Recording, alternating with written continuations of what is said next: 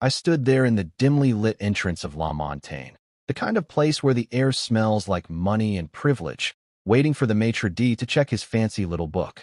My tie felt too tight around my neck, and my palms were sweaty, but I wasn't about to let anyone see that. This was supposed to be a nice dinner with my wife's family. Lillian's mom, Evelyn, had invited us, or so I thought. The maitre d' barely glanced up at me before shaking his head, his voice dry as he said, "I'm sorry, sir, but there's no reservation under your name." I blinked, caught off guard, and felt my stomach twist a little. That couldn't be right. I opened my mouth to argue, to tell him there had to be a mistake because Evelyn Harrington, my mother-in-law, had set this up herself. "That's impossible," I said, keeping my tone steady even though my mind was racing. "My wife's mother, Evelyn Harrington, invited us to dinner. They should already be here."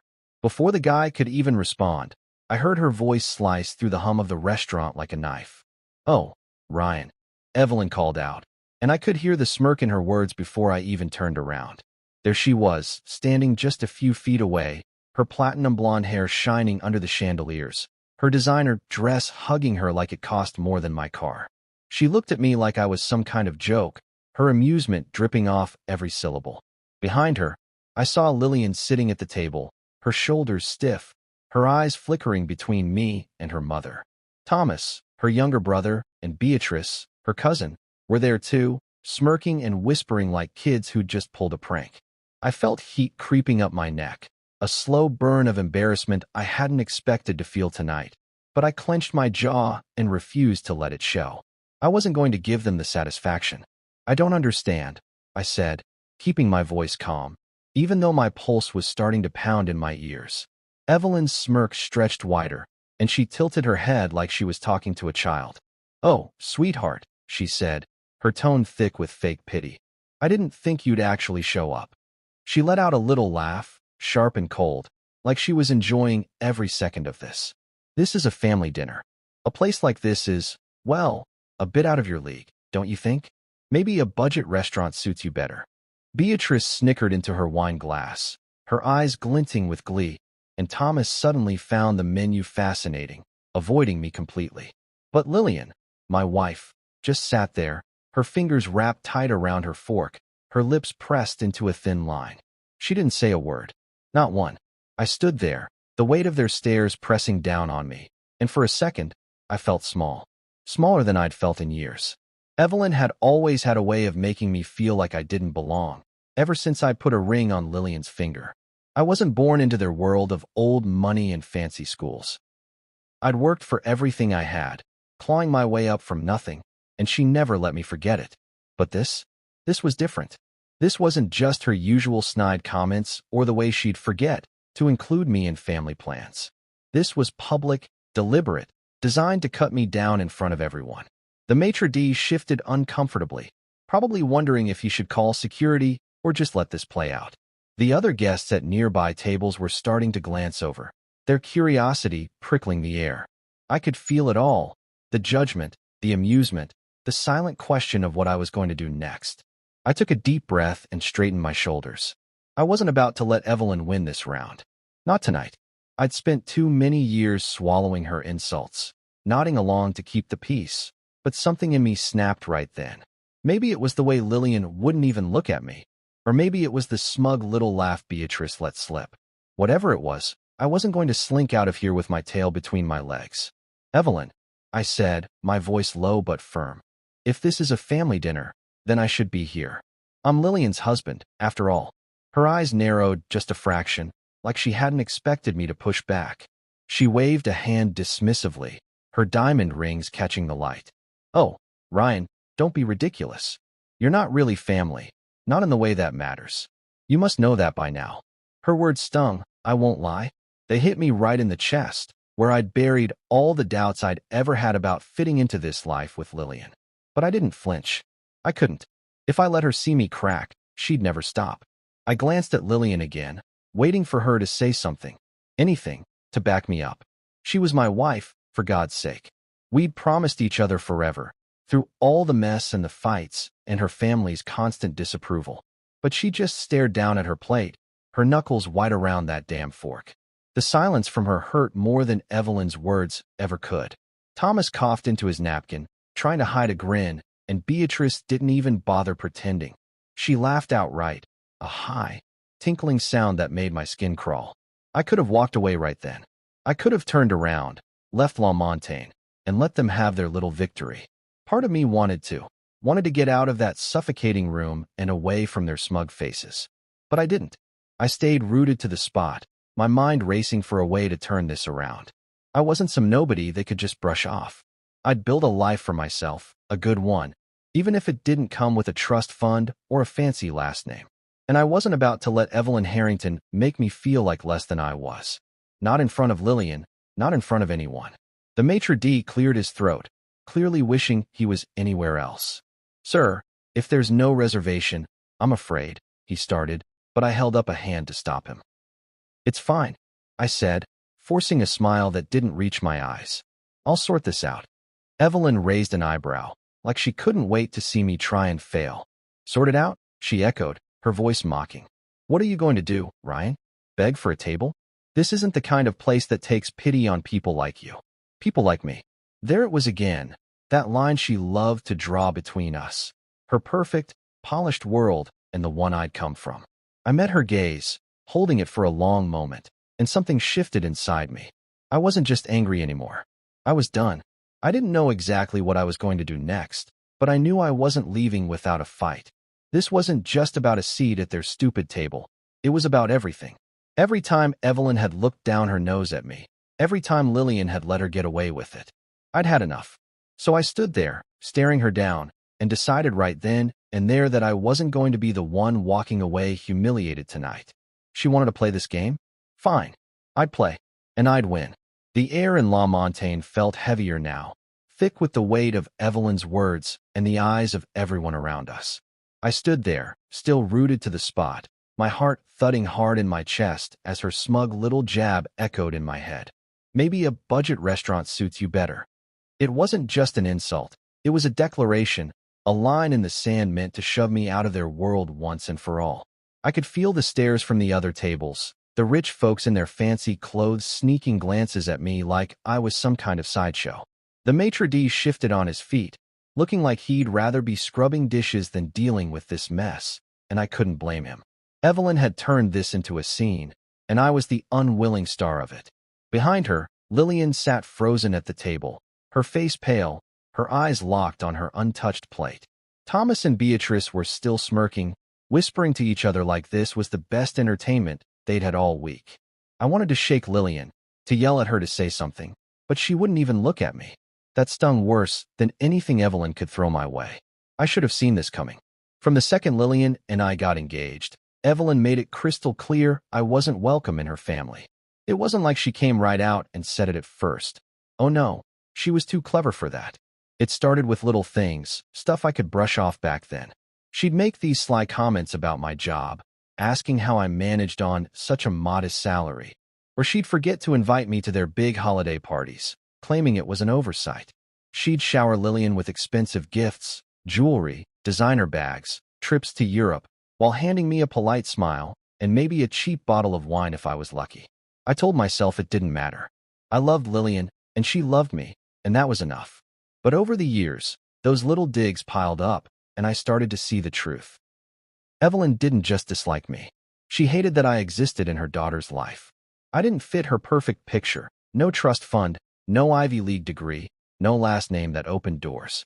I was just Ryan, the guy who'd worked his way up from nothing, and to her, that made me nothing. Tonight, though, she'd gone too far. This wasn't some quiet jab over coffee at her mansion.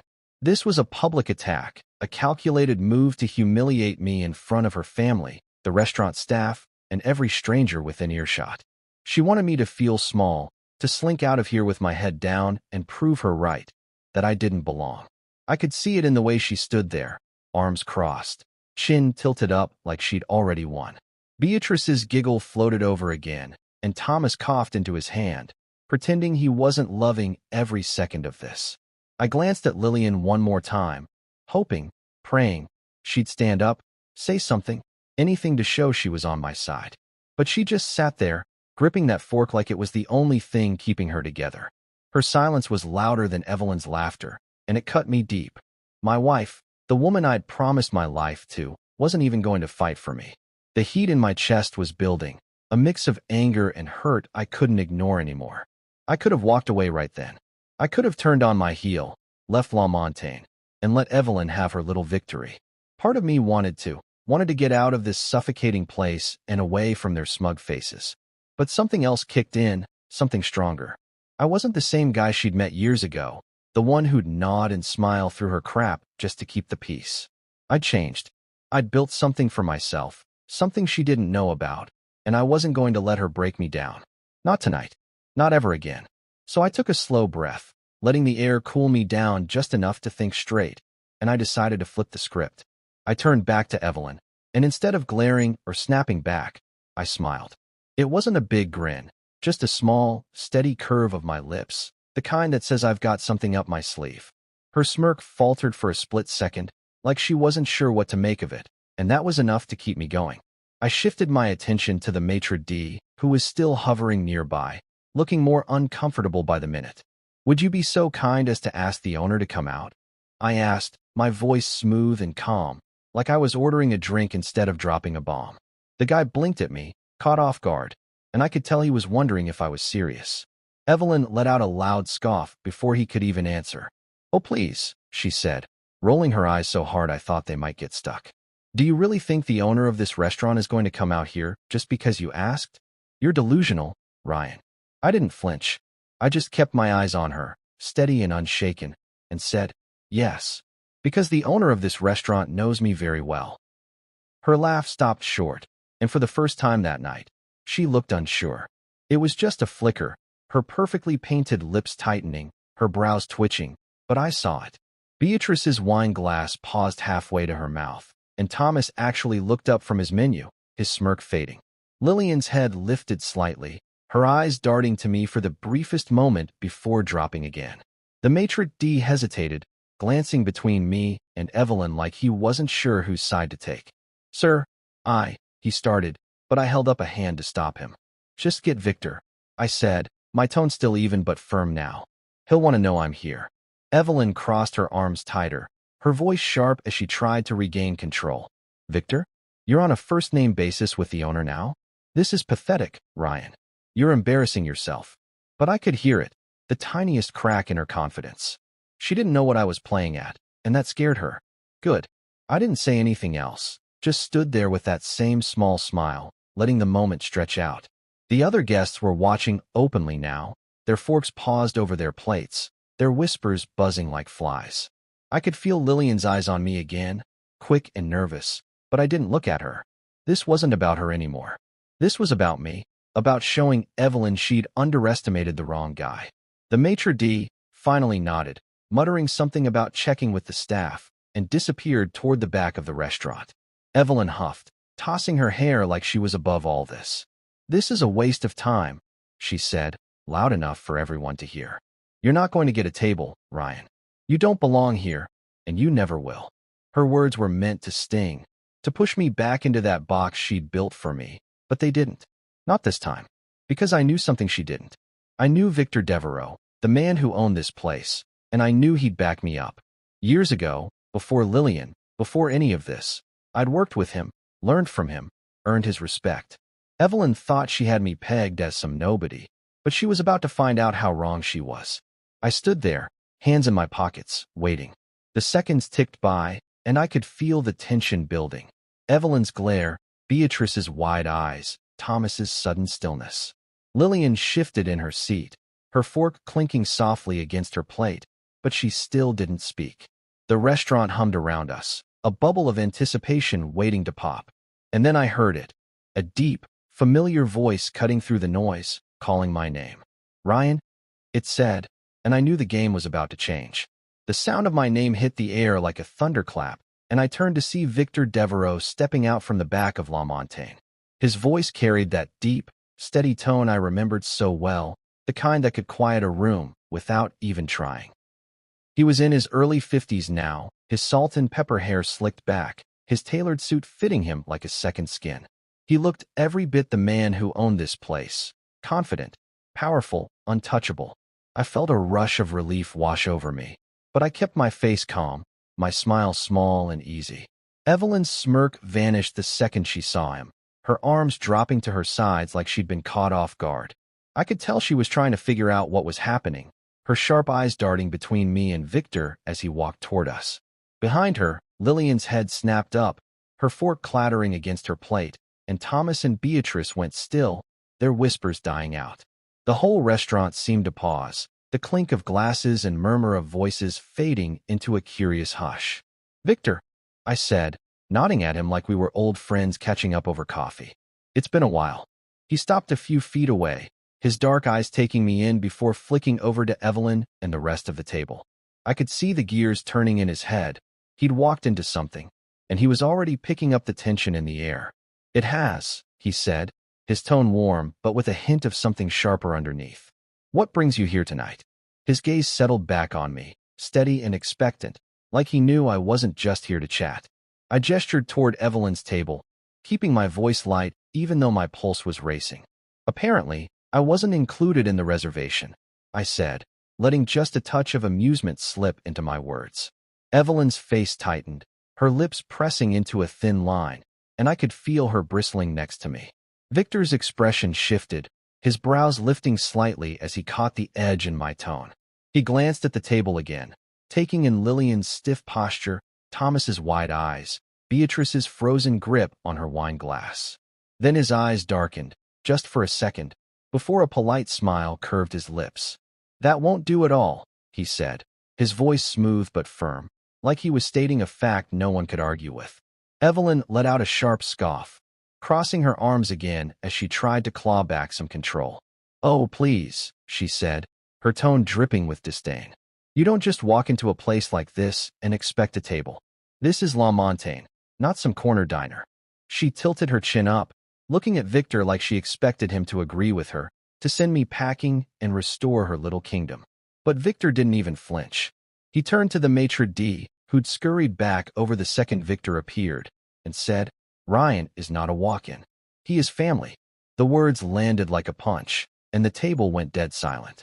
Beatrice's glass slipped an inch in her hand, nearly spilling, and Thomas's jaw dropped just enough to show he wasn't smirking anymore. Lillian's eyes shot to me, wide and searching, but she still didn't say a word. Evelyn froze, her face a mask of disbelief, like she couldn't process what she'd just heard. I stood there, hands in my pockets, letting the moment sink in. Family. Victor had said it, and he'd meant it, and I could feel the power shifting under my feet. For the first time that night, I wasn't the outsider Evelyn wanted me to be.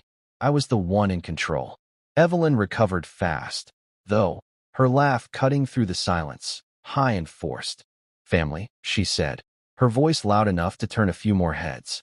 "Oh, this is ridiculous. You must be mistaken. Ryan is my daughter's husband, and I assure you, he has no connections to." She stopped when I stepped forward, cutting her off with a calm. "Actually, Victor and I go way back." My voice wasn't loud, but it carried, and I made sure the people at the nearby tables could hear it too. Evelyn's eyes narrowed, her head tilting slightly as she sized me up. "How?" she demanded, her tone sharp and suspicious, like she thought I was bluffing.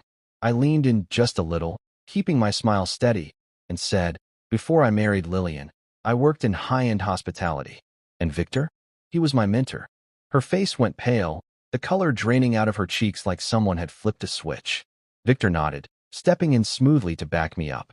"Ryan wasn't just an employee," he said, his deep voice filling the space. "He was one of the most brilliant minds I ever trained. A natural in this industry. I personally taught him everything he knows about fine dining and business strategy." He paused, letting that sink in, then added, "He was one of the best students I ever had." The words hung there, heavy and undeniable, and I watched as the table unraveled. Beatrice's smirk was gone, her glass trembling slightly in her hand. Thomas stared at me like he was seeing me for the first time, his menu forgotten on the table. And Lillian, she looked like she'd been hit by a truck, her eyes locked on me, her mouth parted just a fraction. I could have laughed right then, watching Evelyn's perfect little world crack around her. She'd spent years treating me like I was beneath her, like I was some nobody who'd stumbled into her daughter's life by accident. And now here was Victor Devereaux, one of the most powerful men in this city, calling me family, praising me like I was somebody. I didn't need her money or her approval. I'd earned my own place, and she hadn't seen it coming. The maitre d' shifted nervously, waiting for Victor's next move, and the other guests were openly staring now, their whispers buzzing louder. I could feel the shift, the way the room tilted in my favor, and it felt good. Better than good, it felt like justice. Evelyn's grip tightened on her arms, her nails digging into her own skin as she tried to hold herself together. "This is absurd," she muttered, but her voice wasn't as strong now, and I could hear the edge of panic in it. She glanced at Victor, then back at me, like she was waiting for one of us to admit this was all a joke. But it wasn't. I met her gaze, steady and unblinking, and said, "Looks like I'm staying for dinner after all." Her jaw clenched, her eyes flashing with something close to fury, but she didn't have a comeback. Not this time. Victor clapped a hand on my shoulder, his smile widening just a bit. "Let's get you a seat," he said, nodding at the maitre d'. "Best table we've got." The maitre d' jumped into action, stammering a quick, "Yes, sir," right away, as he hurried off to make it happen. Evelyn stood there, fuming, her perfect night slipping through her fingers. Beatrice and Thomas didn't dare look at her, or me. And Lillian? She was staring at me like she didn't know who I was anymore, her fork forgotten on the table. I could feel her eyes boring into me, but I didn't turn to her. Not yet. This moment was mine, and I wasn't going to let anyone take it away. Victor gave my shoulder a quick squeeze, a silent nod of approval, and I knew I'd won this round. Evelyn could glare all she wanted, but the power had shifted, and there was nothing she could do about it. The silence at Evelyn's table was deafening, thicker than the fancy wine they were sipping, and I stood there soaking it in. Victor's words, calling me family, praising me like I was some kind of prodigy, still hung in the air, and I could feel the weight of them settling over everyone. Evelyn's face was a storm cloud, her lips pressed so tight I thought they might disappear, and her eyes burned with something I hadn't seen in her before, uncertainty. She'd forced out that fake laugh a moment ago, trying to brush off Victor's claim like it was nothing, but now she was scrambling to hold her ground. "Family," she'd said, her voice sharp and mocking, but it didn't land the way she wanted. "Oh, this is rich. You must be mistaken. Ryan is my daughter's husband, and I assure you, he has no connections to." She cut herself off when I stepped in, smooth as butter, and said, "Actually, Victor and I go way back." That stopped her cold, and I could see the gears grinding in her head, trying to figure out how deep this went. "How?" she snapped, her tone biting, like she was daring me to prove it. I leaned forward just a little, keeping my voice steady but loud enough for the nosy folks at the nearby tables to catch every word. "Before I married Lillian, I worked in high-end hospitality," I said, watching her eyes narrow. "And Victor? He was my mentor." Her face went white, like someone had sucked the air out of her, and I couldn't help but feel a spark of satisfaction. Victor jumped in right on cue, his deep voice rolling out like he was telling a story he'd been waiting years to share. "Ryan wasn't just an employee, he was one of the most brilliant minds I ever trained," he said, his eyes flicking to me with a glint of pride. "He was a natural in this industry. I personally taught him everything he knows about fine dining and business strategy." He paused, letting that sink in, then hit her with the knockout punch. "He was one of the best students I ever had." The table froze solid. Beatrice's smirk vanished, her wine glass trembling in her hand like she didn't know what to do with it. Thomas's head jerked up, his eyes bouncing between me and Victor like he couldn't believe what he'd just heard. And Lillian, my wife, looked like she'd been struck by lightning, her fork slipping from her fingers to clatter against her plate. Her eyes locked on me, wide and searching, and for the first time that night, I saw something flicker in them. Shock, maybe, or realization. Whatever it was too late. She'd sat there silent while her mother tore me down, and now she was staring at me like I was a stranger. I didn't look back at her, though. I kept my focus on Evelyn, watching her unravel piece by piece. I could have left it there, let Victor's words do the rest, but I wasn't done. This wasn't just about proving a point. It was about taking back every ounce of dignity Evelyn had tried to strip from me. Years of her snide comments, her little games, her constant reminders that I wasn't good enough. It all came rushing back, and I wasn't going to let it slide. Not tonight. You didn't know that, did you? I said to her, my voice low but sharp, cutting through the quiet. You thought I was just some guy who stumbled into your daughter's life, someone you could push around. But I've been in rooms like this longer than you think, Evelyn. I know this world better than you ever gave me credit for. Her jaw tightened, and I saw her hands clench into fists at her sides, but she didn't have a comeback. For once, she didn't have a damn thing to say. Victor stood beside me, his presence like a wall I could lean on, and I felt stronger than I had in years. The maitre d' hovered nearby, still looking flustered, but he didn't dare interrupt. The other guests were watching openly now, their forks forgotten, their whispers buzzing like bees. I could feel their eyes on me, but it didn't bother me anymore. Let them look. Let them see the guy Evelyn thought she could break standing tall instead. Beatrice finally set her glass down, her fingers shaky, and Thomas slouched back in his chair, staring at the table like it might swallow him whole. Lillian's gaze was still burning into me, but I ignored it. This wasn't about her anymore. This was about me and the woman who'd spent years trying to grind me down. Evelyn forced another laugh, but it came out weak, brittle. This is ridiculous, she said, her voice trembling just enough to betray her. You expect me to believe you were some hospitality genius? You're a nobody, Ryan. You always have been. She was grasping now, throwing out whatever she could to claw her way back on top, but it wasn't working. Victor stepped in again, his tone calm but firm, like he was putting an end to her nonsense. He's not a nobody, he said, looking right at her. He's the kind of man who could run a place like this blindfolded. I'd trust him with my business any day. Evelyn's eyes widened, and I saw the panic flash across her face. She hadn't expected this. She hadn't expected me to have anyone in my corner, let alone someone like Victor Devereaux. I turned to the maitre d', keeping my voice casual, like this was no big deal. I assume Victor's word is good enough to find me a seat. The guy straightened up fast, nodding like his life depended on it. Of course, sir, he said, his voice a little too eager. We'll have a place set right away. Evelyn's face went red, her cheeks flushing an angry shade I'd never seen before. This is absurd, she spat, glaring at me like she could make me disappear if she tried hard enough. I leaned in close, just enough so she'd hear me over the hum of the restaurant, and said, What's absurd is that you thought you could humiliate me and get away with it. Her eyes flashed, and for a second, I thought she might slap me. But she didn't. She just stood there, seething, her perfect little world crumbling around her. You're being dramatic, she hissed, her voice low and venomous. I smiled, slow and steady, and said, I'm just enjoying dinner with my family. Isn't that what you wanted? Her jaw clenched so hard I thought her teeth might crack, but she didn't answer. Victor clapped me on the shoulder again, his grin widening. I'll have the chef send over something special for you, Ryan, he said, loud enough for the whole table to hear. Evelyn nearly choked, her voice shooting up an octave. Something special? She sputtered, like she couldn't believe it. Victor nodded, his smile polite but firm.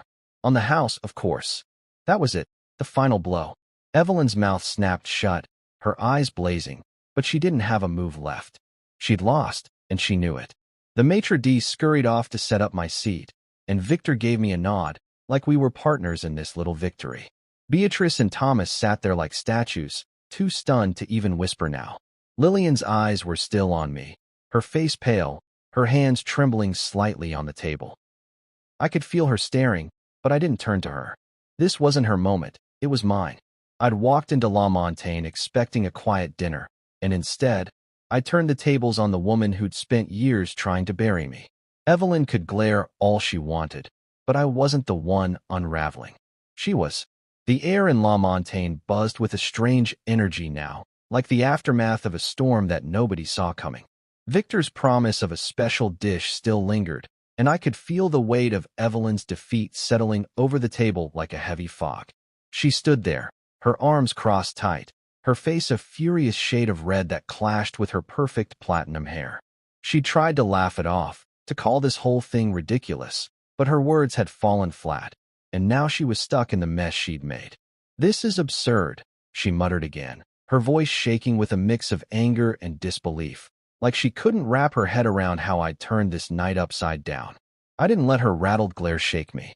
I just stood there, hands in my pockets, feeling the tide shift in my favor. Victor's backing had changed everything. And for the first time in years, I wasn't the one on the outside looking in.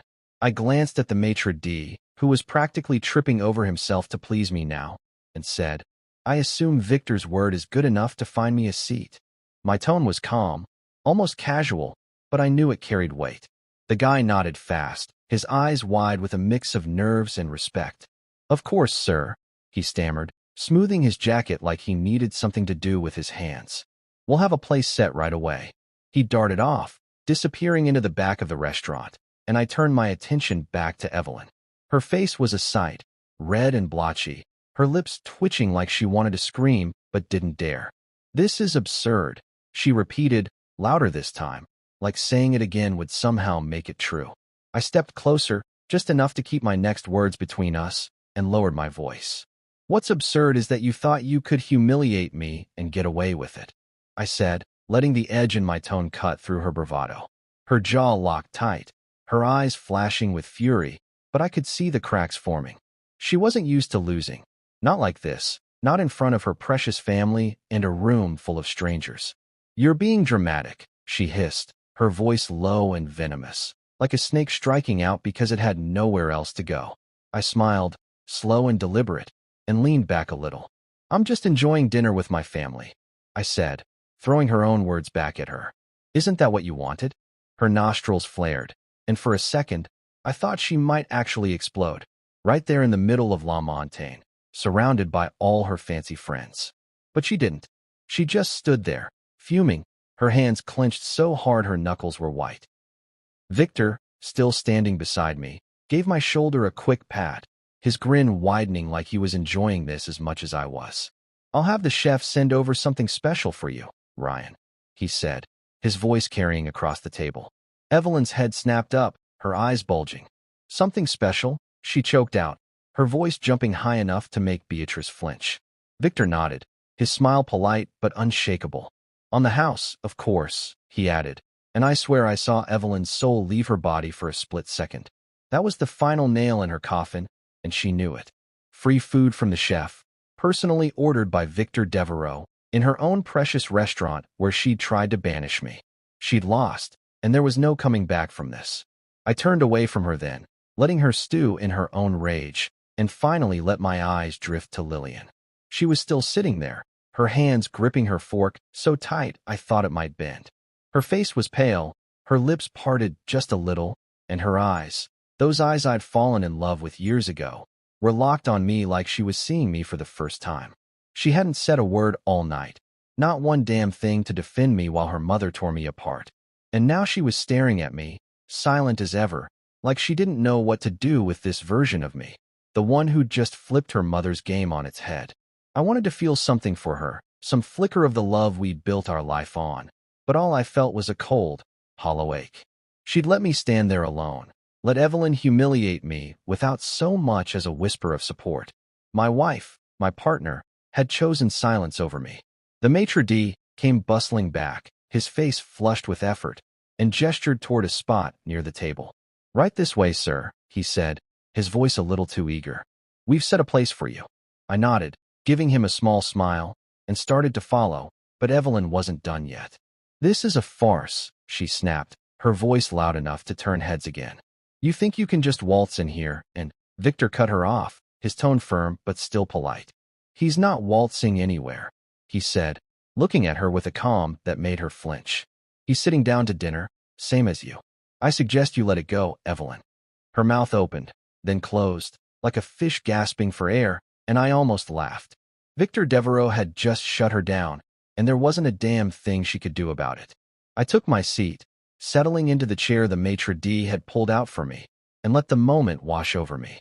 The table was still a mess, Beatrice staring at her wine like it might give her answers. Thomas slouched low in his chair, avoiding everyone's eyes. Evelyn stood there for a second longer, glaring at me like she could burn me alive with her mind, then finally sank back into her seat, her movements stiff and jerky. She'd lost control, and it was killing her. I could feel the other guests watching, their curiosity prickling the air, but I didn't care. Let them stare. Let them whisper. I'd walked in here expecting a quiet night, and ended up turning Evelyn's world upside down. It felt good, better than good. It felt like I'd finally taken something back. Lillian's eyes were still on me, and I couldn't avoid them anymore. I met her gaze, just for a second, and saw the confusion there, the questions she didn't have the guts to ask. "Ryan," she said finally, her voice so soft I almost didn't hear it over the hum of the restaurant. It was the first thing she'd said all night, and it hit me like a punch to the gut. I waited, holding her stare, wondering if she'd say more, if she'd apologize, explain, anything. But she didn't. She just looked down at her plate again, her fork trembling in her hand, and that was it. That silence, that nothing, said more than any words could. She wasn't going to fight for me. She never had. Victor leaned over, his voice low so only I could hear. "You okay?" he asked, his eyes flicking toward Lillian and back to me. I nodded, forcing a small smile. "Yeah," I said, even though I wasn't sure it was true.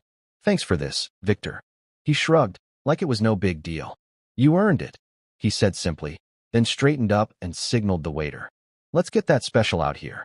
The waiter nodded and hurried off, and I leaned back in my chair, letting the tension in my shoulders ease just a little.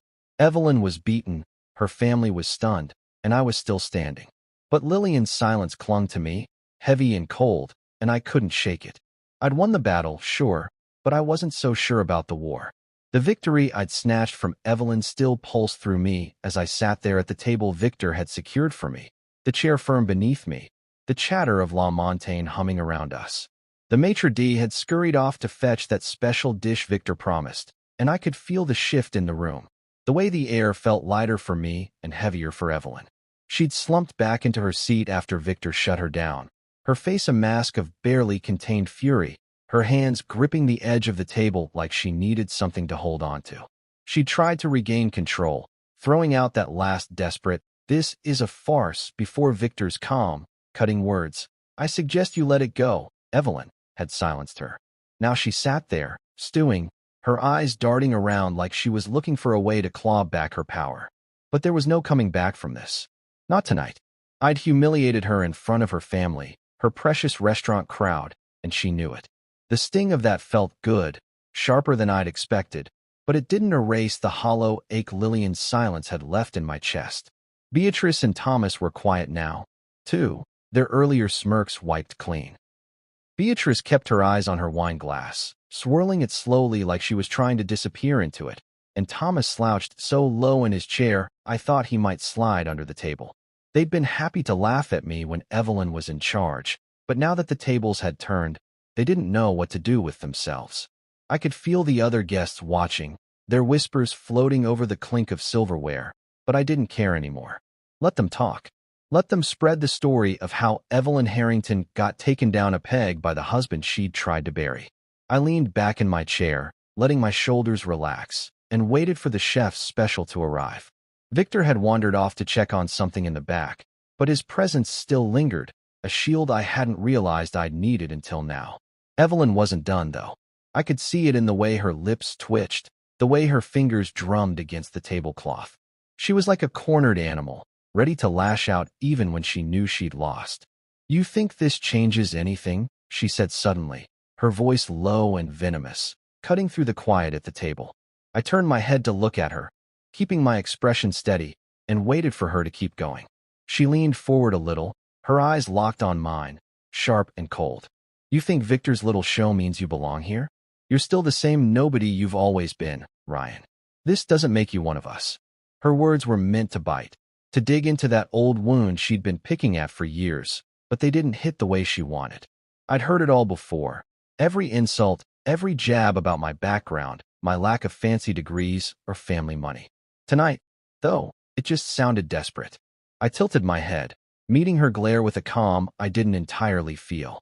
"I don't need to be one of you, Evelyn," I said, keeping my voice even. "I'm fine being me, and it looks like that's enough to sit at this table." Her eyes narrowed, and I saw her jaw clench, but before she could fire back, the waiter appeared with a plate that smelled like heaven, some kind of seared fish with a sauce I couldn't even pronounce, garnished with herbs I'd never seen outside a magazine. He set it in front of me with a flourish, muttering something about compliments of Mr. Devereaux, and hurried off. Evelyn's face twisted like she'd swallowed something sour, and I couldn't help the small smile that tugged at my lips. "Looks special," I said, picking up my fork and giving her a little nod. Thanks for the dinner invite, by the way. She didn't respond, just stared at me like she could will me out of existence. But I could tell she was rattled. The food was a slap in her face. Victor's way of rubbing it in that I wasn't just some intruder she could shoo away. I took a bite, savoring the taste, and let the silence stretch out. Beatrice shifted uncomfortably in her seat, and Thomas coughed into his napkin, but neither of them dared say a word. The power Evelyn had held over this night was slipping through her fingers, and she couldn't stand it. "You're enjoying this, aren't you?" she said finally, her voice tight, like she was forcing the words out. I swallowed my bite, set my fork down, and looked at her. "Yeah," I said simply. "I am. You wanted to make a scene, Evelyn. I just made it better." Her nostrils flared, and for a second, I thought she might throw something. Her wine glass, her plate, anything to take back control. But she didn't. She just sat there, breathing hard, her eyes blazing with a hate I'd always known was there, but had never seen so raw. "You're a fool if you think this means anything," she said, her voice dropping low again. "Victor might like you, but that doesn't change who you are. You'll never be good enough for my daughter." That hit harder than I wanted it to, not because I cared about her opinion, but because it dragged Lillian back into the mess. I glanced at my wife, sitting there like a statue, her hands folded in her lap now, her eyes fixed on the table. She hadn't said a word since that soft Ryan earlier, and the weight of her silence was starting to crush me. I turned back to Evelyn, keeping my voice steady. "That's not your call to make," I said, though I wasn't sure I believed it anymore. Lillian's refusal to speak, to stand up for me, was louder than anything Evelyn could throw my way. I'd fought this battle for myself, sure, but part of me had hoped, stupidly, maybe, that it'd wake Lillian up, make her see me the way she used to. But she just sat there, letting her mother run the show, and I couldn't ignore what that meant. Evelyn smirked, sensing the crack in my armor. "Isn't it?" she said, leaning back in her chair. "Look at her, Ryan. She knows where she belongs. And it's not with you, not really." I clenched my fork a little tighter, the metal cool against my palm, and forced myself to take another bite instead of answering. I wasn't going to let her see me waver. The food was incredible, but it didn't taste as good anymore. Lillian's silence was a shadow over everything, and I couldn't shake it. I'd beaten Evelyn at her own game. Victor's support, the seat at the table, the chef's special, but it didn't feel like a win. Not completely. Because my wife, the woman I'd built a life with, was sitting 3 feet away, and she might as well have been a stranger. I glanced at her again, catching the way her shoulders hunched, the way her fingers twisted together in her lap. She looked small, fragile, like she was trying to disappear. "Lillian," I said, my voice quieter than I meant it to be. Her head lifted slightly, her eyes meeting mine for a split second before darting away. "You got anything to say?" I asked, keeping it simple, giving her a chance, one last chance, to show me she was still in this with me. She opened her mouth, then closed it, her lips trembling. She started, but her voice broke, and she looked down again, shaking her head like she couldn't find the words. That was it. That was all I was going to get. Evelyn's smirk widened, and I could feel her victory creeping back in, even after everything. "See," she said, her tone smug now. "She knows, Ryan. She's always known." I wanted to argue, to tell her she was wrong, but the truth was staring me in the face. Lillian hadn't defended me, hadn't stood by me, hadn't even tried. And that hurt more than any of Evelyn's insults ever could. I set my fork down, the clink of it against the plate loud in the quiet, and leaned back in my chair. "Maybe," I said, my voice flat.